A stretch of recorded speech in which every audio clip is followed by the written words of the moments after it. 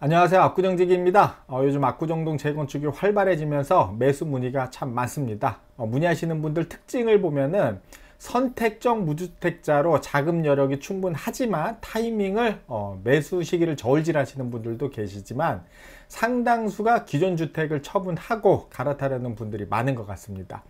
그 중에 특히 다른 지역 재건축 투자를 통해 이미 집값이 오르는 걸 경험하신 분들이 좀 더 적극적으로 압구정동으로 오시려는 분들이 계시는데 실제 행동에 옮기기는 쉽지는 않은 상황입니다.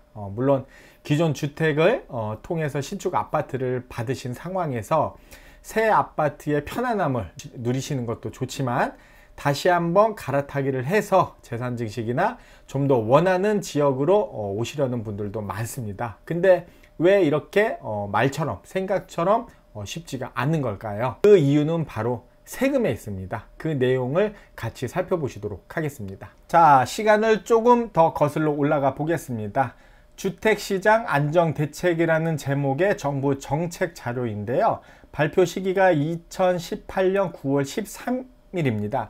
이 당시 부동산 값이 많이 오르면서 그 당시 정부에서는 집값을 누르기 위해서 상승을 막기 위해서 온갖 갖가지 규제와 정책을 많이 발표를 하고 시행을 했었는데 그 중에 중요한 내용이 나옵니다. 아래 내용을 같이 한번 보실게요. 1주택자 특례를 실수요자 중심으로 개편 이렇게 나와 있는데 고가 1주택자 장기보유 특별공제 요건 강화라는 내용입니다. 그래서 밑에 보시면 현행은 2018년도 당시입니다. 현행 고가주택 실거래가 9억 원 초과, 그 당시는 9억 원입니다. 지금은 12억 원으로 상향이 됐죠. 그 당시 현행 18년도 당시 고가주택 1주택자는 거주기한 요건 없이 보유기간에 따라 최대 80%까지 장기보유 특별공제를 적용하고 있었습니다. 즉, 그 당시는 집값에 상관없이 거주를 안 하고 보유만 하면은 최대 10년에 80%까지 그 차익에 대한 거를 80%를 공제를 해주고 있는 상황이었습니다. 보시면은 보유 기간에 따라 나오는데 최장 10년 이상 했을 때 보유만 하면은 양도 차익의 80%를 공제를 해주고 있었습니다. 그런데 18년도 9월 13일 개정으로 인해서 2년 이상 거주한 경우에 한해서만은 장특공을 즉 장기보유 특별공제를 적용을 하게 됩니다. 그러면은 18년도 9월 이전에 어떤 현상이 있었었냐면은 거주 요건 상관없이 그냥 보유만 해도 장기보유 특별공제를 받기 때문에 재건축 같은 경우는 상대적으로 집이 낡았기 때문에 거주를 못하고 전세를 낀다던가 해가지고 투자를 한 분들이 많이 계셨었어요. 그러니까 18년도 9월 달에 이 정책이 나오기 전에는 그 당시 재건축 아파트를 산 분들은 보유만 했어도 최장 80%까지 공제를 받을 수가 있었는데 18년도 9월 정책으로 해가지고 그 전에 그리고 그 이후에 고가주택을 산 분들은 거주를 안 하면은 사실은 장기보유 특별공제가 되지가 않는 상황이 된 겁니다. 그러면은 그 상황이 현재 어떻게 됐냐? 내가 우리 집이 그동안에 집값이 올라서 10억, 20억씩 올랐어도 내가 거기 2년 이상 거주를 안 했으면은 대부분 세금으로 내야 되기 때문에 좀 더 비싼 아파트, 좀 더 비싼 지역으로 갈아타려고 해도 그 사다리가 현재 막혀 있는 상황입니다. 간단히 한번 예를 들어 보겠습니다. 요즘 개포동에서 상담을 많이 하시니까 개포동의 33평형을 그냥 간단히 예를 들어 보겠습니다. 개포 1단지 33평형 양도세 사례인데요.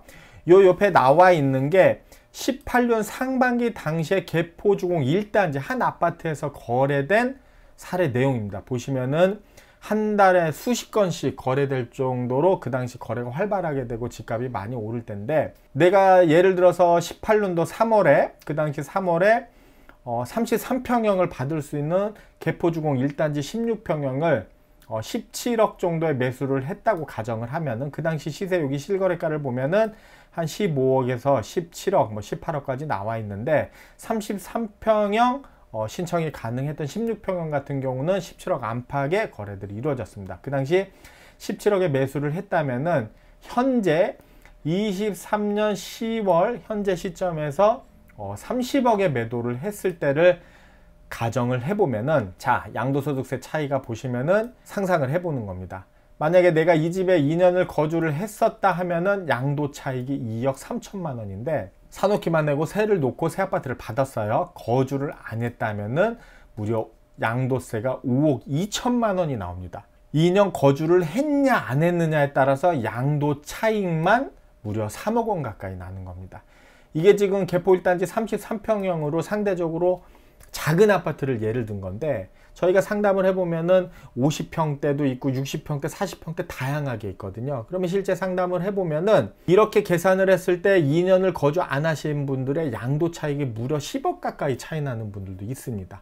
개포뿐만이 아니고 잠원동에서도 그런 상담을 제가 많이 하는데, 얼마 전에 원밸리 소유주분 같은 경우도 방문하셔서 압구정 갈아타기에 관련돼서 상담을 하셨는데, 결국은 이 양도세 때문에 진행을 할 수가 없는 겁니다. 그리고 또 하나 첨부해드리면은, 압구정동은 토지거래 허가구역으로 묶여있기 때문에 유주택자는 허가가 안 나와서 취득을 하실 수가 없는데, 또 원밸리 같은 경우는 지금 전세가가 또 회복이 되면서 많이 고가의 거래가 되고 있는데, 대형평형 같은 경우는 전세가 40억, 50억에도 거래가 되는데, 또 그 전세금을 가지고 오셔서 사시려고 이렇게 그 토지거래 허가나 이런 조건을 모르시고 오신 분들도 간혹 계세요. 그러면은 이런 조건, 원밸리를 파시고 기존 주택을 파시고 오셔야 된다는 말씀을 드리면은, 또 세금을 계산을 해보면은 이게 안 맞는 겁니다. 그래서 결국은 실행에 옮기지 못하고 돌아가셨는데, 즉 뭐냐, 지금 압구정동으로 갈아타시려는 분들 대부분이 강남권에 있는 신축 아파트에 있는 분들이 대부분 세금 때문에 근실 내는 옮기실 수가 없지만은, 2년 실거주를 채우는 시기가 되는, 빠르면은 2년이 되겠죠. 2년 3년 후부터는 이제 본격적으로 아마 강남권 내에서도 갈아타기가 활발하게 진행될 것으로 예상이 됩니다. 그러면은 이분들 생각은, 이분들 현재 다른 지역의 신축 아파트라든가 주택을 처분하시고 계신 분들이 생각하고 있는 가장 희망적인 시나리오는 뭐냐, 2년 후 3년 후가 됐을 때 물론 이제 집값이 오르겠죠.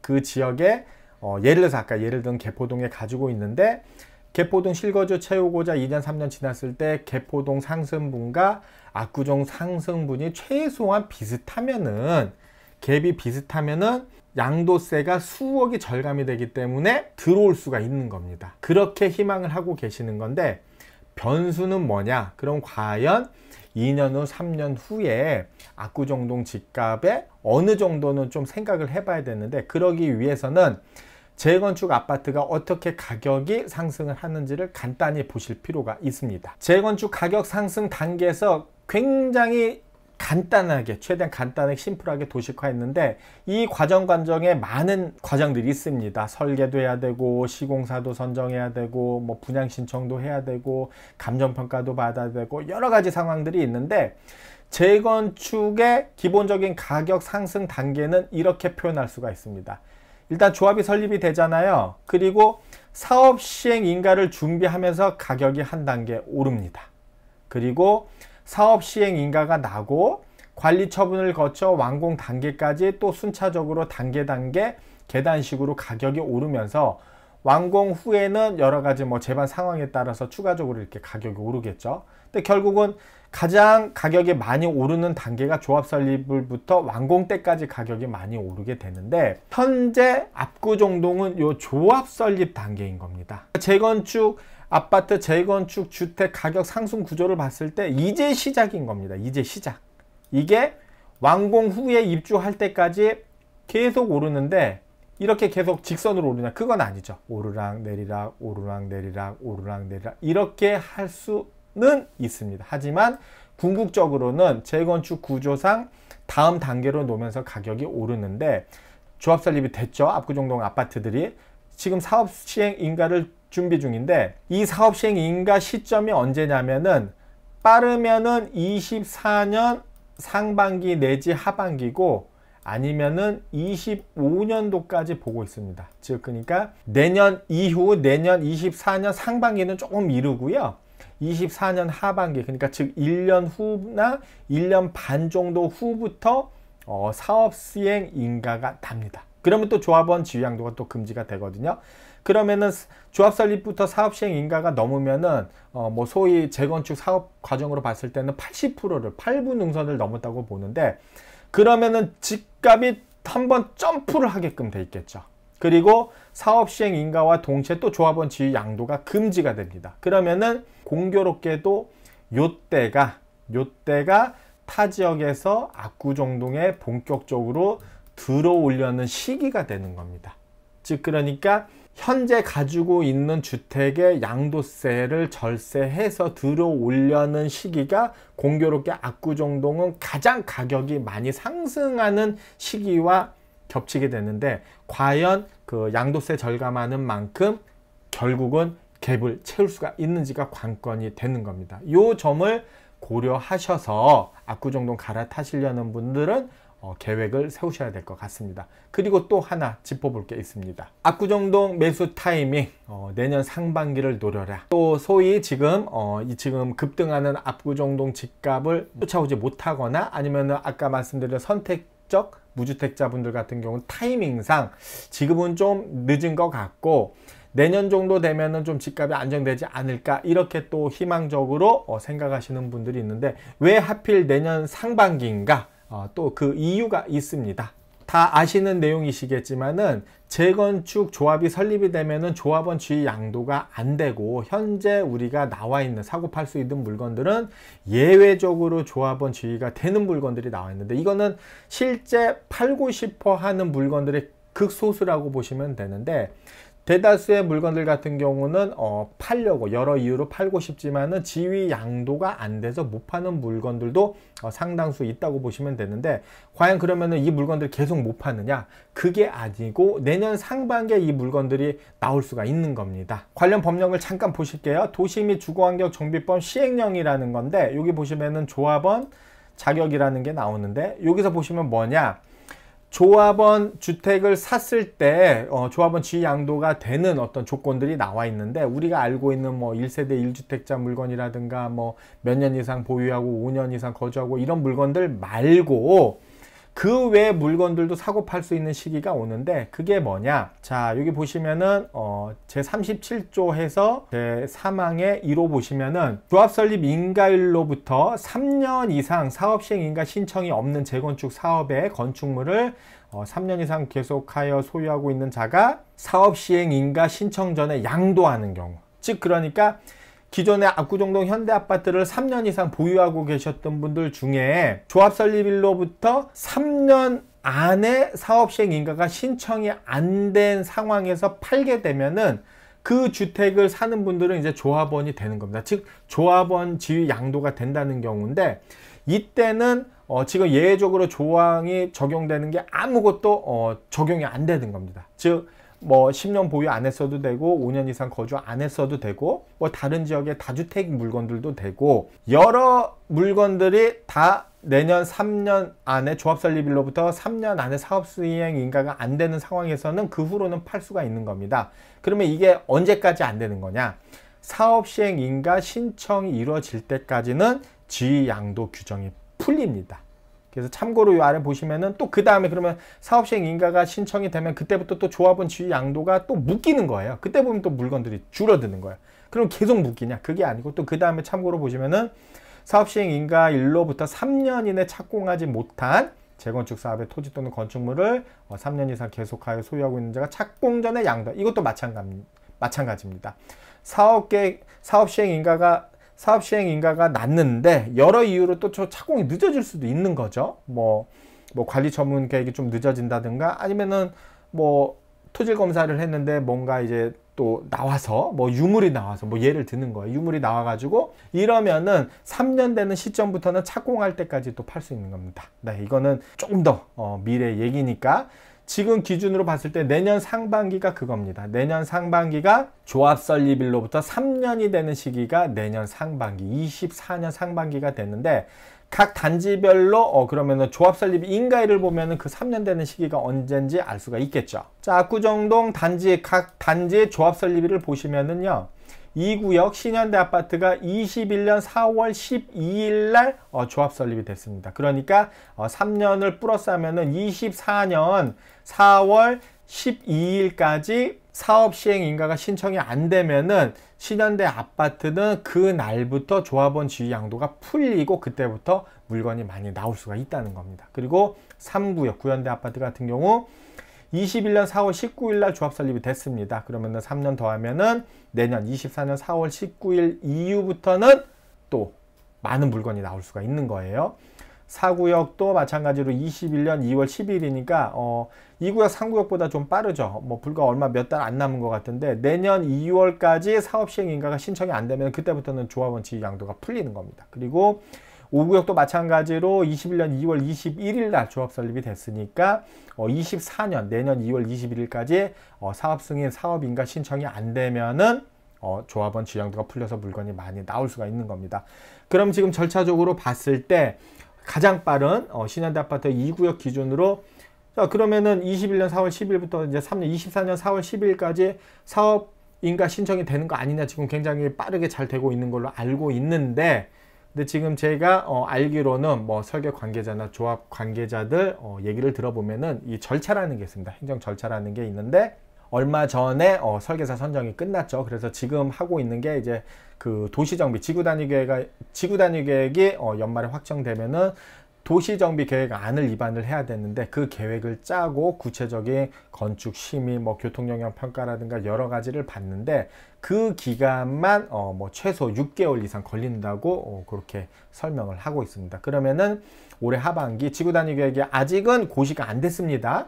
지구단위 계획이 고시가 돼야지 정비계획 수립해서 입안을 하고 그 다음에 건축 설계를 하는데 그러면은 내년 상반기는 어렵지 않을까 이렇게 예상을 하는 겁니다.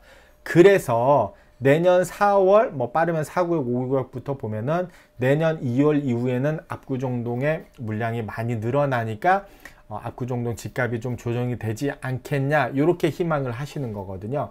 그럼 과연 또 희망대로 그때 물건이 나오는데 집값이 좀 안정이 될까? 결론부터 말씀드리면은 그것도 확률적으로 좀 많지는 않다 이렇게 말씀을 드립니다. 왜 그러느냐? 물건은 드러나는 게 맞습니다. 실제 저희가 압구정동 소유주분들 상담을 해보면은 팔고 싶어도 못 파시는 분들이 많아요. 조건이 안 돼서. 그러면은 그분들은 내년에 팔 가능성이 높겠죠. 근데 팔려고 생각하는 분들 중에 많은 분들이 또 30평대나 40평대 상대적으로 적은 평형에 계신 분들이 계시는데 이분들은 그러면 왜 팔려고 하냐?